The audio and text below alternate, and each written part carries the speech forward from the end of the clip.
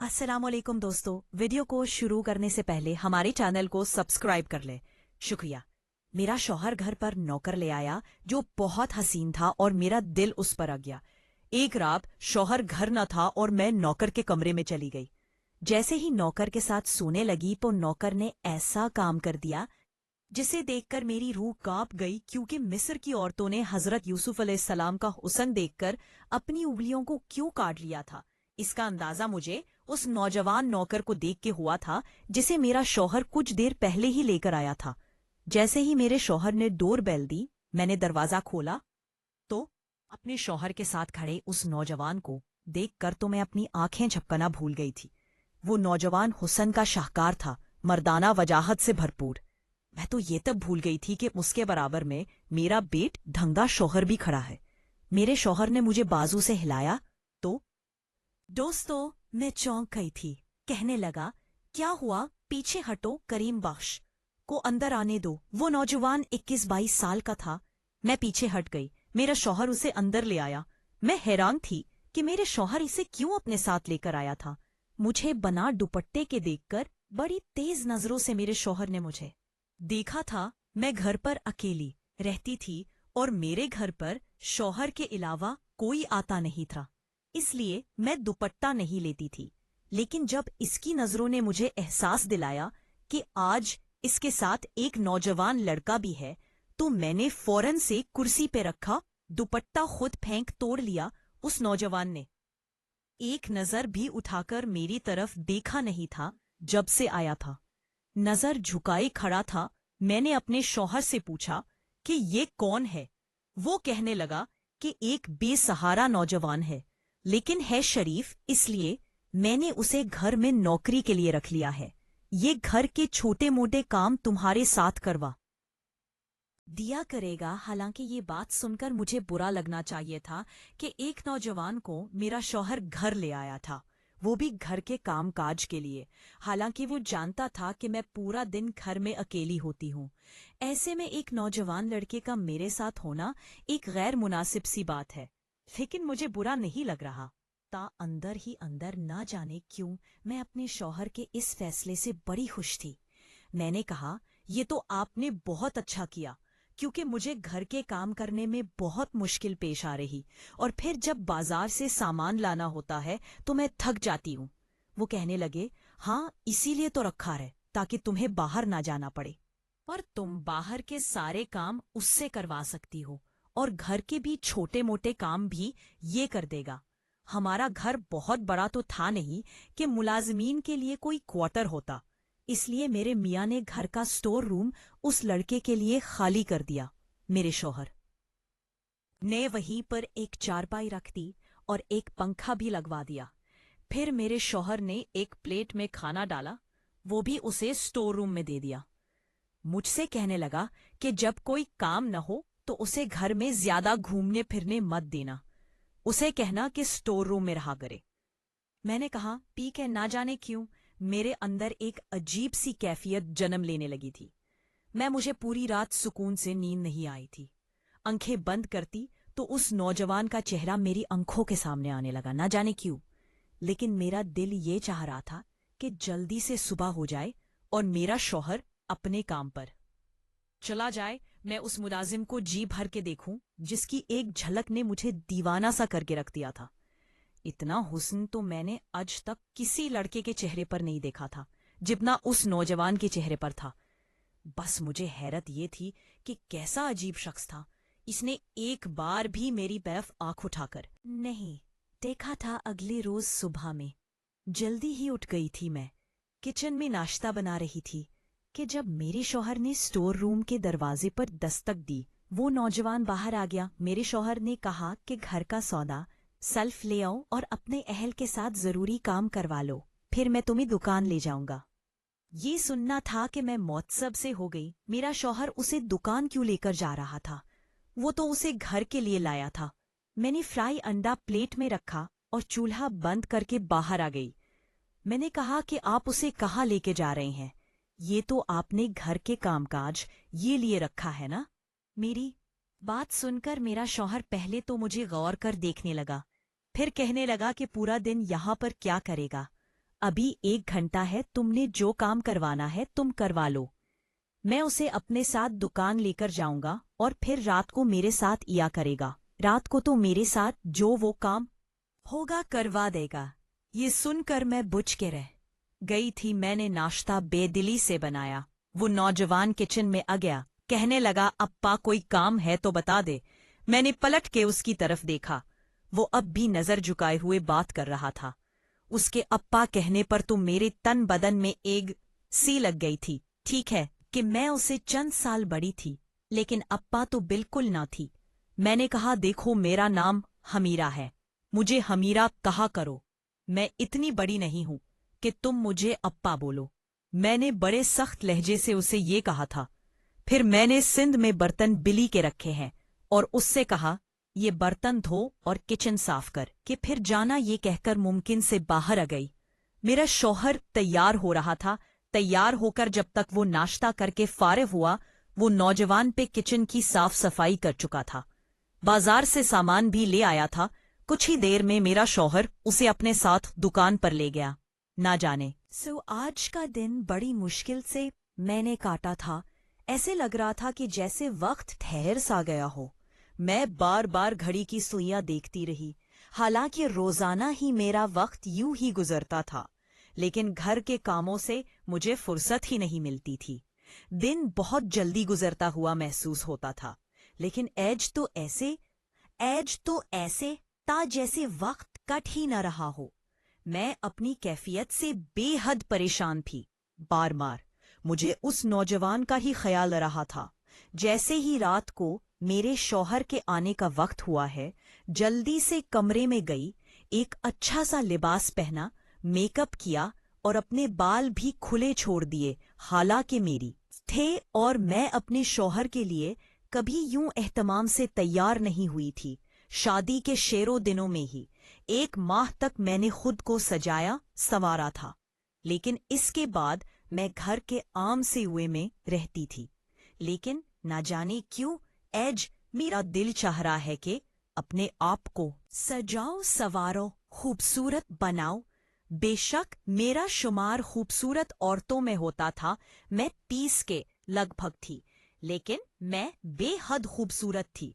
देखने वाला मुझे हसरत भरी निगाहों से देखते थे, क्योंकि मेरा शौहर देखने में जरा गुंजा सकता था। बेशक मेरा शौहर देखने में जरा गुंजा सकता था, क्योंकि मेरा शौहर देखने में जरा गुंजा सकता था। भी खूबसूरत ना था तो वो निकली हुई थी, कद भी दरमियाना, तखार गत में मुनासिब सी थी।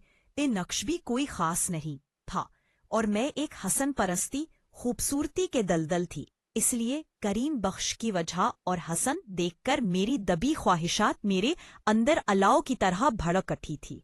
जैसे ही रात को मेरा शौहर घर पर दाखिल हुआ, मुझे देखकर वो हैरान हुआ था, लेकिन मेरी नजरें तो करीम बख्श पे जमी हुई थी। पूरा दिन मैंने ना जाने कैसे काटा था, लेकिन वो बड़ा अजीब शख्स था। एक नजर उसने मुझ पे डालकर नहीं देखा और ये बात मुझे अंदर से मजीद उलझा गई थी। अलबत्ता मेरा शौहर मुझे यूं देखकर बड़ा खुश था। खाना खाने के बाद कहने लगा कि ओह हुमैरा, आज तुम्हें लॉन्ग ड्राइव पे लेकर जाता हूँ, तुम बहुत अच्छी लग रही हो। लेकिन मैं उसके लिए भी सनूरी ही कब थी जिसके लिए मैंने ये सब तैयारी की थी। उसने तो ये एक आंख मुझे नहीं देखा था। मैं चाहती थी वो मुझे देखे और देखकर अपने होश खो बैठे, क्योंकि मैं भी हुस्न में कम न थी। लेकिन वो तो सीधा स्टोर रूम में चला गया। मैंने अपने शौहर से कहा कि मेरे सर में दर्द है, मुझे कहीं नहीं जाना। ये कहकर मैं अपने कमरे में चली गई। बड़ी बेदिली से मैंने चोरियां उतार कर सामने ड्रेसिंग पर फेंक दी, अपनी ज्वेलरी उतारी, बालों का जोड़ा बनाकर बालों को कीचड़ में मकेद किया, अपना लिबास भी बदल लिया, मन भी धो लिया। अब मैं ये सोचने लगी कि किस तरह से उस नौजवान को अपने पास रखूं। मेरे जहन में बस एक ही तरकीब आई थी।